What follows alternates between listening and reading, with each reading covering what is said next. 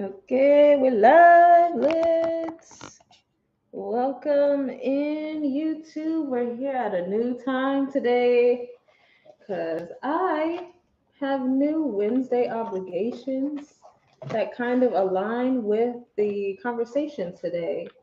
But if you don't know who I am and you're catching this replay, my name is Anjulique, also known as Anjulique the artist.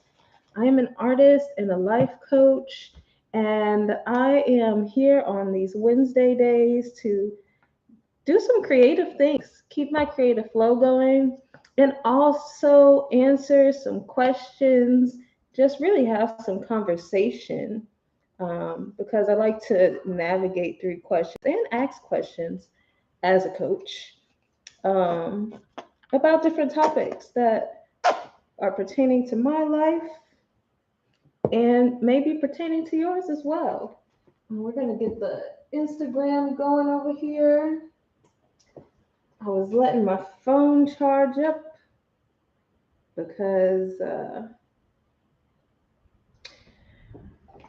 it was at 50%, and that's okay. But yeah, today we're going to be talking about supportive community, and we're going to find a different way to set this up. What is this? Because that was not working. Just do the breathing part.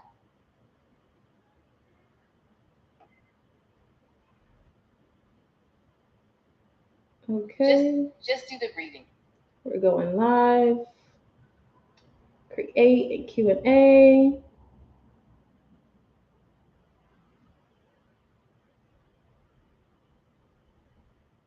And I specifically put supportive community for a reason. So let's go ahead and go live. We live, lit. Welcome in the room, Instagram. Welcome in the room. Okay, here we go. We're professional. But yeah, I'm doing this at a new time because I have some uh, other things that I am getting into. I recently discovered a non denominational church near where I stay.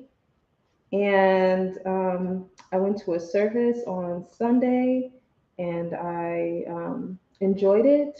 And I was actually volunteering a little bit before service because I walked into the room where they have where they package meals for the homeless and just for people in need in general.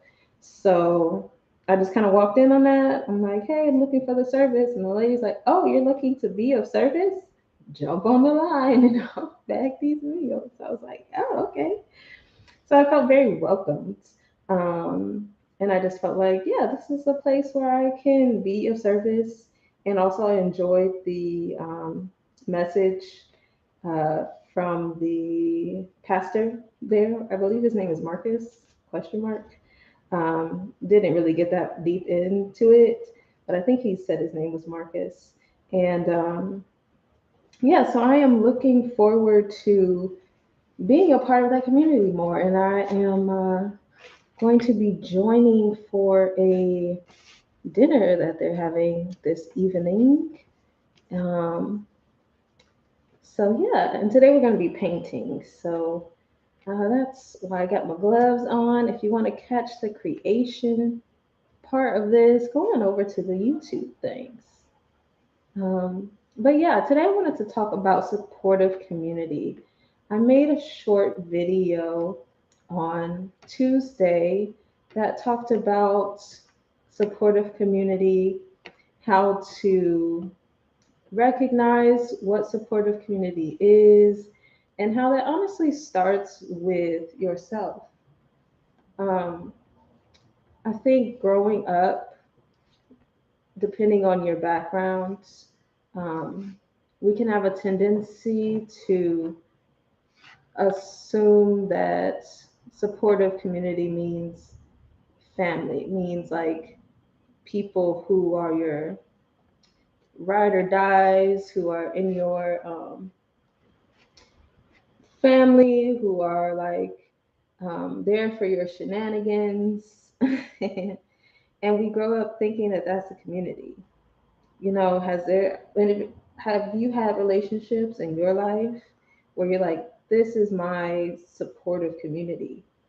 Um, and it's because we've been through these experiences together. It's because we've known each other for so long. We went to grade school together, or whatever. Um, because that was definitely me. I didn't have like a large group of people that I considered friends growing up, but I did from uh, middle school and high school have specific best friends and people that we went through middle school time to high school together. Um, and there were some people that I felt were, you know, I was gonna say that they were my supportive community, but when I really think about it, I think they were just like community. Like we were just there together, having a shared experience. And that's why I really wanted to talk about this today and kind of expand on that. Because in my video on Tuesday, I mentioned how people that are your like supportive community, they uplift you, they see your full potential, or they don't see your full potential, but they see that you have unlimited potential and they support you in that. Um, and when I reflect on my adolescence and my childhood, it really felt like we were just kind of there together. I didn't really have like people who were like, yeah, I see you for who you truly are. And I was about to lie and say like some people were supportive community and some people were just community. But even when I was in middle school, um, the best friend I had, it was actually a very toxic situation. No tea, no shade. We were children, so I'm not gonna cast anything on this person. However, when I reflect on our relationship, and I did end up breaking up with them when I got to college and I moved away and I started meeting more people and realizing, like, why am I trying to maintain a relationship with this person when they really don't make me feel that good? Um, but when we were younger, I was with them all the time and constantly spending nights over their house, going on trips with them, while also experiencing, um, honestly, like bullying, like talking about me, spreading secrets to people, literally talking about me behind my back. Had to do some heart chakra healing with that situation. But I was still like friends with them because, as I mentioned, I didn't really talk to a wide breadth of people that closely. I was just more one of those people that's kind of cool with everybody. And as such, I didn't have a lot of close friends, and they were like the closest friend that I had. So I didn't want to lose that relationship, even though I found myself being very unsatisfied with it very often. Um, I just kind of assumed as a young person, like, oh, this is how all people are. So it's either just stay friends with this person and kind of endure it, or start all over with a different person and still experience the same thing. And I realize now that that was a trauma response. Um, that idea that I couldn't spark new relationships because they would all be the same. Um, and as I've gotten into my older years, some people say it's more difficult to find friends in your older years, and I disagree. I found some really awesome relationships, specifically through the Motivating the Masses campus that Lisa Nichols has coordinated and cultivated over these years.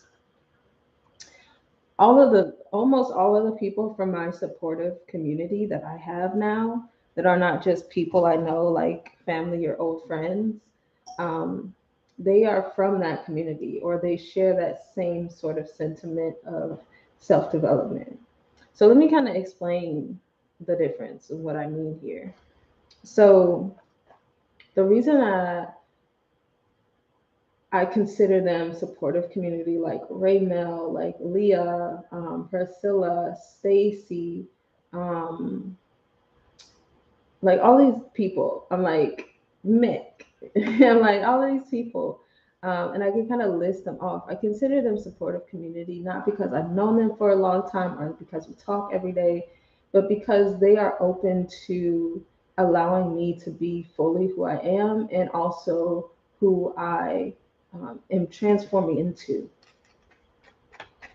Oftentimes, we can be in relationships that keep us confined in a certain idea. We have to be a certain way in order to be around certain people because, oh, we don't want to upset anybody, right? Have you been there? Definitely was me. And with this new community, because it's relatively new, I've known Raymel for like 4 years. Um, yeah, oh, Raymel. And Carrie, I know she's not literally on the Instagram things, um, but these are relatively new relationships, but they have seen me evolve and they have supported me through some really challenging times in my life without judgment. And I feel comfortable sharing who I am and who I desire to be with them. On the other hand, there are some people who you may have in your life, um, who are just more interested in being like, oh, uh, we share some sort of history. And if you are any other type of way than the person that I knew or that I've grown to know, um, I will shun that. I will negate that. I will completely ignore it. And the way that I'm saying it, and I'm sure the way that it feels hearing it, it's not very supportive. And when I was in my younger years, I used to wonder, why do I feel so isolated? Why do I feel so alone? Why do I feel like I, again, am familiar with all these people, but I don't really hang out with them? And why is my best friend from middle school like kind of a jerk? And why does this relate? I resent that. I resent that. I won't call him a jerk, but why is the relationship that I have with this person so unsatisfying when they're supposed to be my best friend? Like, is this what relationships are? And as I've grown, I realized no, that's not what relationships are or what they should be. That's actually trauma bonding and not having boundaries is what that is. And what led to those supportive relationships was being in a space, in an atmosphere where people, again, they were honoring the person that they wanted to become, and we connected through that common interest. And since they were also on that journey, again, they allowed me to be on that journey as well. And so it's a beautiful experience when you have the opportunity to be around like-minded people, um, in the area of growth, in the area of self-awareness, in the area of healing. And they hold space for you.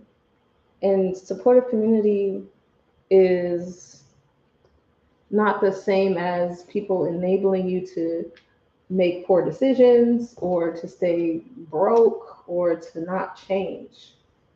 For me, supportive community has been a life-saving. Uh, Hold on, this is like clogged. um, Supportive community has been life-saving for me because I did have a mentality that I was in the world kind of by myself. Um, and once I realized, like, oh, I'm not here alone. I'm not wanting my life to be better by myself because I did think that.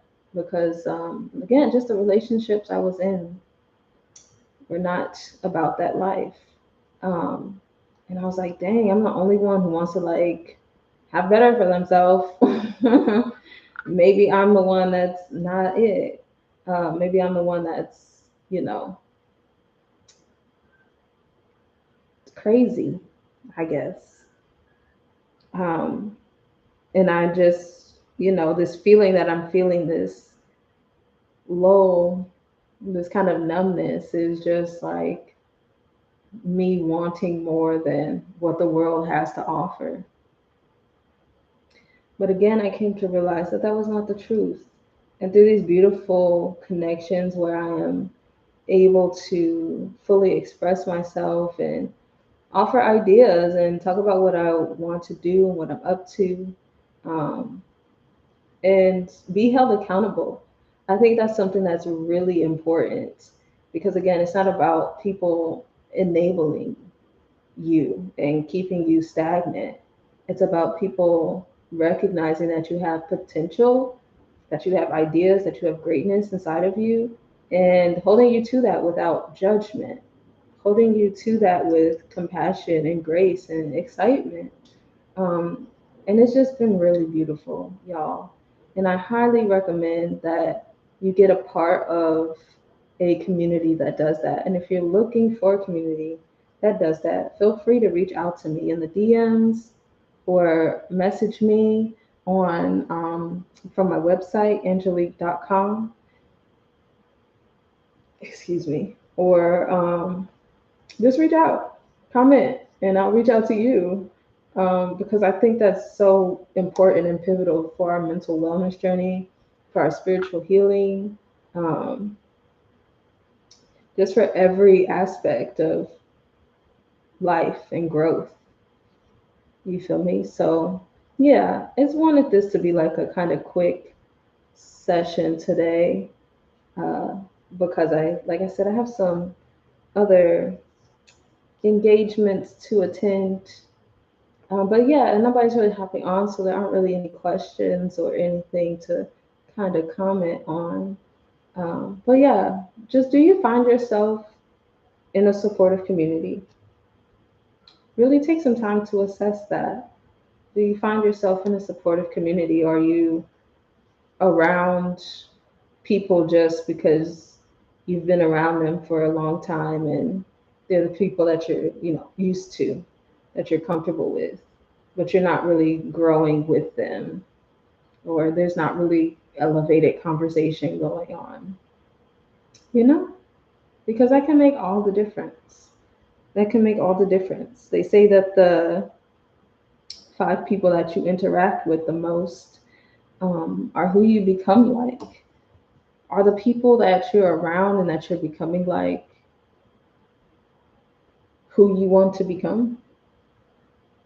Are they becoming something of more of what they want to become? Or again, are they just kind of staying in the same place, complaining about the same things? You know, that's a real life question. But yeah, I was just gonna be on here real quick and talk to you all. I'll give you a little peek of what we're working with here. We did some painting today. Do it for the tube. Um, but yeah, just a short, sweet Q&A today. Definitely let me know in the comments if you are looking for a supportive community or if you consider yourself a part of a supportive community. I would love to meet your friends. You feel me? If you feel like they're uh, genuine people who are interested in growth and healing work. Other than that, I'll be making an announcement for the uh, Time for Teens discussion on the mind, self talk for October. I believe it's going to be October 13th. No, October 14th. Yeah, I think October 14th because Friday is on the 13th. Um, and that's going to be on a Facebook room. I decided to move it from a Zoom onto a social media platform so that people are like, oh, this is already something I'm on and doing, and I don't have to go onto a different thing. I can just be on here. Convenience, and it'll allow me to hold the spaces longer. And I think with the rooms that people can come on um, with their face also, so it should be pretty cool. Let me know if you are interested. It's going to be on the youth mental wellness awareness group. No, what is it called? Youth Mental Wellness Advocacy Group. It's on Facebook. Search that. If you can't find it directly through searching, you can check out the ADC life coaching page, and I will be sharing information about it there also. So make sure that you join because you have to be a member of the group to participate. So make sure that you join the Youth Mental Wellness Advocacy Group and join in for the Time for Teens discussions. Also, anything else coming up? I'm trying to think if anything else is coming up. Hey, Leah, I was talking about how you're a part of my supportive community, but I'm about to hop off. I love you, girl. Trying to think of this. Oh, speaking of Leah and supportive community, Mondays on Clubhouse, we have our teen years room, and we've been having some really powerful conversations. So if you are looking for a supportive community as a teen or as a person who parents teens or who works with teens, make sure you join us on Mondays at 11 a.m. Mountain Standard Time, 1 p.m. Eastern Standard Time, because those conversations are excellent. And Fridays, we do our inner creator conversations. So you can join me on Friday, where I am talking about different topics to connect you to your inner creator. And that is at 5:30 p.m. Central Standard Time. But yeah, other than that, those are my little promos. Make sure you check them out. Um, but yeah, I gotta go jump into this new community and see who I can connect with. And I will let y'all know how that goes. I see the love, Leah. I appreciate you. Thank you for watching this. If you're watching the replay, have a beautiful, wonderful, spectacular, magical day because you deserve it, because you are worthy, because you can literally create it. I will see you all next week. Bye.